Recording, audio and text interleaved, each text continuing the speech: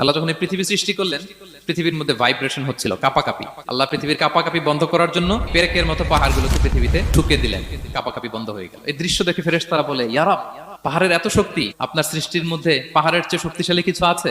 আল্লাহ বললেন আছে। সেটা কি? আল্লাহ বললেন সেটা লোহা, কারণ লোহা দিয়ে পাহাড় কাটা যায়, ঠিক কিনা? লোহার কথা শুনে ফেরেশতারা অবাক। ফেরেশতারা প্রশ্ন, তাহলে আপনার সৃষ্টির মধ্যে লোহার চেয়ে শক্তিশালী কিছু আছে? আল্লাহ বললেন আছে। কি সেটা? আন্নার, আগুন। কারণ আগুন লোহাকে কি করে? গলিয়ে ফেলে। ফেরেশতারা শুধু অবাকই হচ্ছে। ফেরেশতারা বলে, আগুনের চেয়ে শক্তিশালী কিছু আছে? আল্লাহ বলে আছে, আলমা, পানি। কারণ আগুনে দাউ দাউ করে জ্বলে ওঠা আগুনের মধ্যে পানি দিলে আগুন অস্তিত্ব হারায়। ফেরেশতারা শুধু অবাকই হচ্ছে। তারা বলে, তাহলে পানির চেয়ে শক্তিশালী কিছু আছে? আল্লাহ বলেন আছে, রিহ, বাতাস। কারণ বাতাস পানিকে একদিক থেকে আরেক দিকে নিয়ে যায়। জলের মধ্যে বায়ুর উচ্ছ্বাস লাগলে জলোচ্ছ্বাস তৈরি হয়, ঠিক কিনা? ফেরেশতারা আবার অবাক হয়ে বলে, তাহলে বাতাসের চেয়ে শক্তিশালী কিছু আছে? আল্লাহ বললেন আছে। সেটা কি? বলতেছে বনি আদম। ওই মানুষ শক্তিশালী যে গোপনে দান করে।